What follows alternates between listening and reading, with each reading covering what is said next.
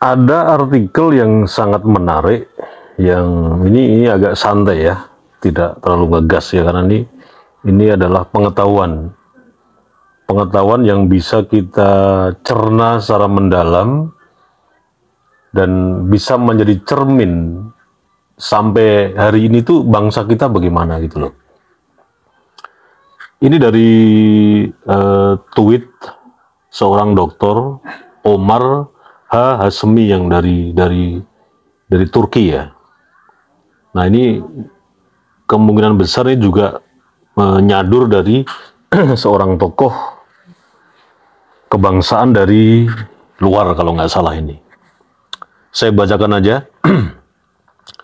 Jika Anda ingin melenyapkan suatu bangsa, Anda harus memulainya dengan melumpuhkan ingatan sejarah mereka, kemudian mendistorsi budaya mereka dan membuat mereka mengadopsi budaya yang bukan budaya mereka, lalu mengarang sejarah yang bukan milik mereka dan mengajarkan kepada mereka. Kemudian bangsa ini lupa siapa mereka dan siapa mereka, dan ciri-ciri peradaban mereka lenyap.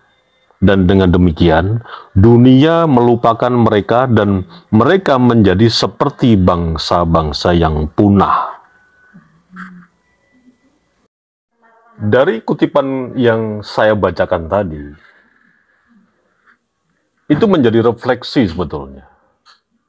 Bagaimana bangsa kita ini, bangsa Indonesia hari ini gitu loh, yang dengan kebinekaan tunggal ikannya, pluralisme, kemudian banyaknya suku-suku yang mempunyai tradisi kebudayaan masing-masing, yang walaupun secara prosentase tertinggi adalah memeluk agama Islam.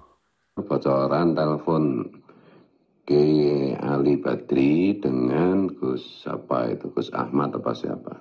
Nah, di situ itu banyak hal yang menurut saya tidak benar dan ini contoh bagaimana orang seperti Kiai Ali Badri ini yang membuat perjuangan nasionalisme teman-teman, wabil khusus sahabat-sahabat saya seperti Kiai Imaduddin, Gus Fakih Wirahadiningrat, nah, itu bagus, Moki Nur Fadil, Kiai Nur Ihya, Kiai Sarip Rahmat, dan yang lain-lain itu dipelintir, diplesetkan oleh para Ba'alawi maupun budak-budaknya. Dan saya kira tidak mungkin di antara suku-suku yang ada di Indonesia ini atau di Nusantara ini itu kemudian berteriak, kalau begitu saya tidak mau menjadi suku Jawa, kalau begitu saya tidak mau menjadi suku Dayak, tidak mau menjadi suku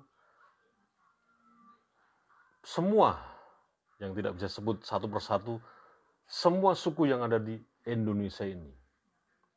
Artinya apa? Kita ini memeluk agama Islam.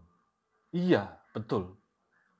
Tapi kita tidak bisa menolak, kita lahir di Indonesia dengan sekian suku ini, dengan berbagai macam kebudayaan, tradisi masing-masing dari suku-suku yang tergabung dalam Bhinneka Tunggal ini, kita tidak bisa menolak. Orang Jawa, orang Batak, orang Minang, orang Aceh, orang Kalimantan, dan lain sebagainya. Kita tidak bisa menolak. Tapi kenapa, pertanyaannya, kita dibikin segregasi yang terkenal dengan segregasi rasial. Kita di kotak-kotak agar kita satu dengan yang lainnya ini berkelahi terus sampai hari ini. Dari zaman Belanda lagi ya. Mazhab-mazhab yang masuk yang di Indonesia ini itu menjadi solusi bangsa ini enggak? Banyaknya organisasi Islam yang ada sekarang ini itu menjadi solusi terhadap bangsa ini enggak? Kalau kita bicara konteksnya masalah keberagaman dan mengerucutnya kepada salah satu agama yang terbesar yang dianut oleh orang Indonesia, yaitu agama Islam. Dan seperti yang saya bacakan artikel di awal itu, ya ini kerjaannya Ba'alawi seperti ini.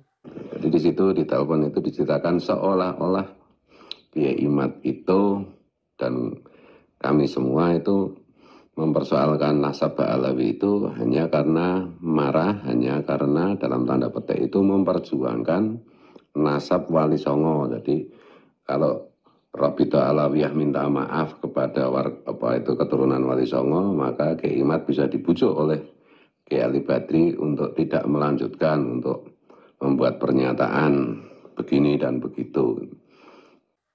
Bagaimana membuat simulasi soal sejarah yang dibelokkan, soal nasab yang diagungkan, untuk bagaimana mendapatkan pengaruh yang kuat di akar rumput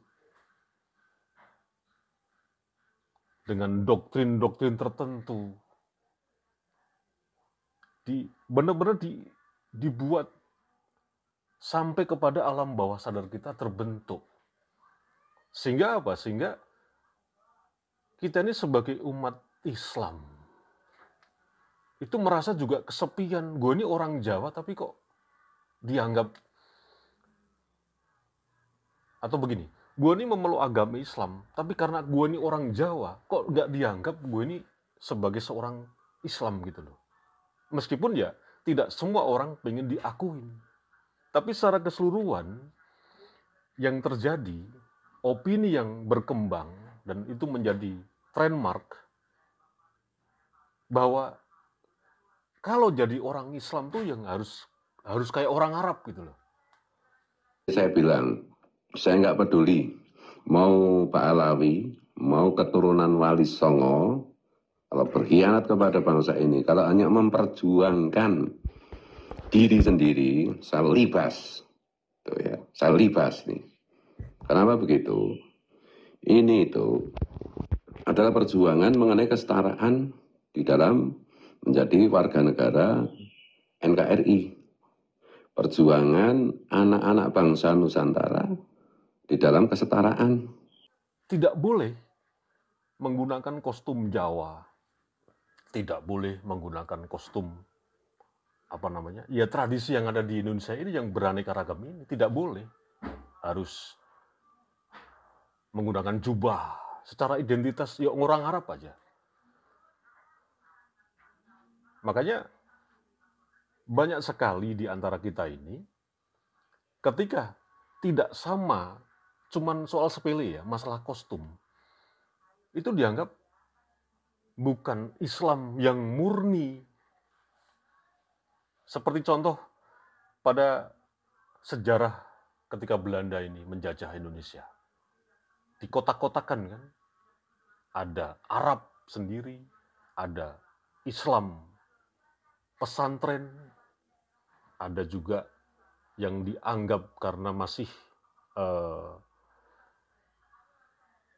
Islam tapi sebagai satu keyakinan yang lain, dianggap itu bukan Islam tapi sebagai abangan. Jadi kadang-kadang contoh yang sebagai seorang Jawa sendiri merasa kesepian, merasa asing di dalam sukunya sendiri meskipun memeluk agama Islam. Jadi ini bukan masalah kepentingan segelintir orang, kepentingan pribadi, kepentingan kelompok, enggak ada hubungannya. Kiai Imad sejak awal melakukan kajian mengenai nasab Ba'alawi dan ternyata kesimpulannya terputus, titik. Dan sampai hari ini tidak bisa dibantah. Dan kajian ilmu DNA yang dilakukan ke Gus Fakih Wiradiningrat, Dr. Sugeng, Dr. Arikim, dan ahli biologi dan ahli DNA di Indonesia yang lainnya, berdasarkan hasil tes lebih dari 200 anak-anak warga Ba'alawi di dunia internasional yang telah tes DNA, itu open posting, terbukti bahwa Ba'alawi memang bukan dzurriyyat Nabi. Haplonya G, Artinya itu Yahudi Khazar, Yahudi Askenazi, titik. Nah, ini adalah satu perjuangan, saudara. Waduh, kayak Rizik Sihab nih kalau ngomong saudara ini. Artinya kembali kepada sebuah perjuangan yang murni memang perjuangan. Seperti yang dikatakan oleh Gus Puat Pleret. Perjuangan membela agama Rasulullah, membela harkat dan martabat Rasulullah, dan harkat dan martabat umat Rasulullah. Jadi nggak ada kaitannya itu dengan pengakuan apakah Wali Songo itu dzurriat Nabi bener apa enggak, terbukti apa enggak, Kiai Ali Badri keturunan Wali Songo apa bukan, tersambung ke Rasulullah apa bukan, nggak ada hubungannya.